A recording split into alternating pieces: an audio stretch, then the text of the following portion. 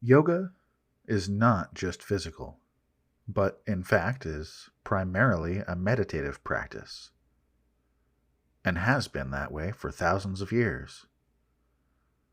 It's been a practice for calming the mind and merging it with the object being meditated on.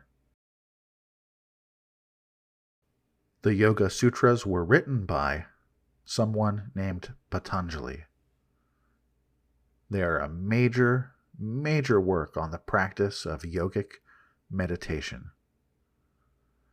These methods were first taught over 2,000 years ago, but they are actually more widely celebrated today than possibly ever before.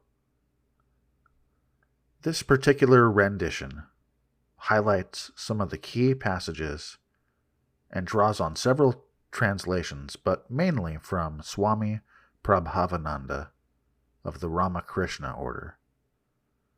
His books are highly recommended. If you're interested in learning more, you can acquire the full text of the Yoga Sutras and various commentaries in various places online, but also highly recommended from Vedanta Press. But today's goal is not to give an academic overview of the history of the Yoga Sutras, but rather to skip straight to the good stuff. Through these ancient aphorisms, you will learn how to control your mind, why to do so, and the result: superconsciousness, peace, and freedom. So, without any further introduction, here are selected verses from the Yoga Sutras.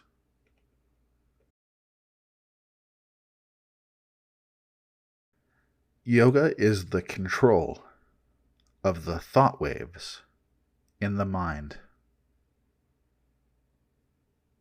When the mind is perfectly still, then you abide in your true self. When not perfectly still, when not in a state of yoga, you remain identified with the thought waves of the mind.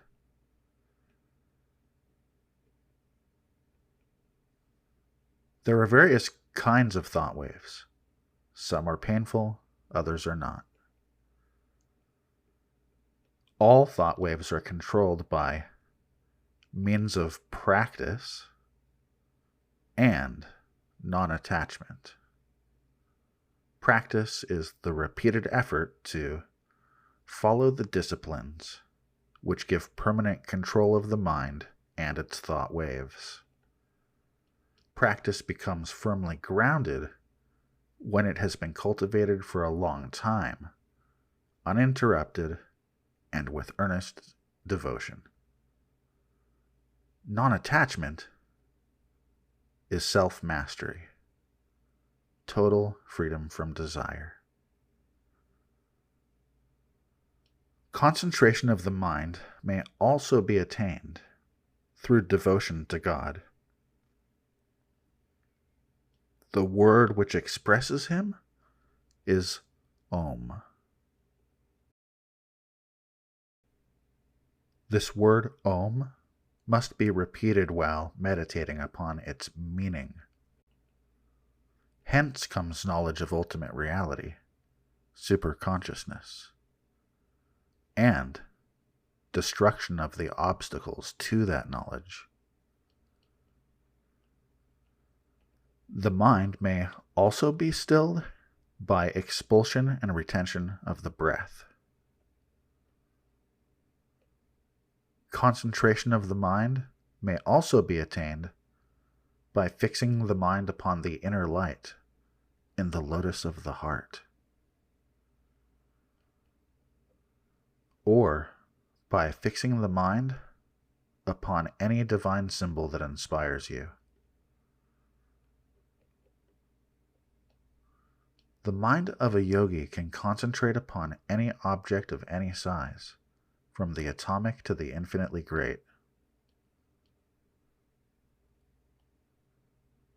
Just as a transparent crystal adopts color from any object near it, so the mind identifies with the objects of its concentration and seems to take on their qualities. This is known as samadhi.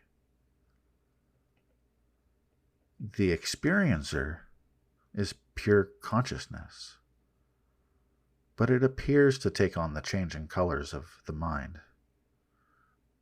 In reality, the experiencer, pure consciousness, is unchangeable. Ignorance of this creates all the other obstacles: egoism, attachment, aversion, and even clinging to life.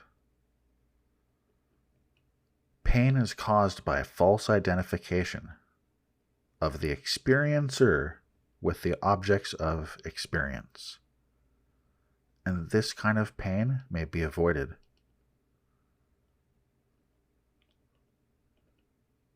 Ignorance is destroyed by awakening to your true self, universal consciousness, the infinite one.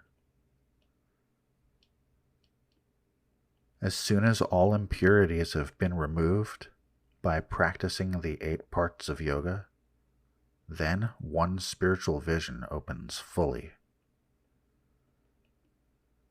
The 8 parts of yoga practice are abstaining from doing evil, carrying through with doing various positive observances,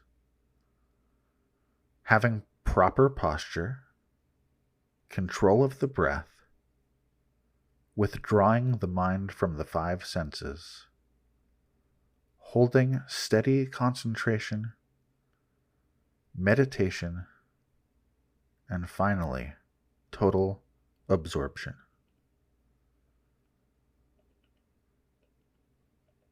Concentration is holding the mind in one place, or fixing it on a divine form.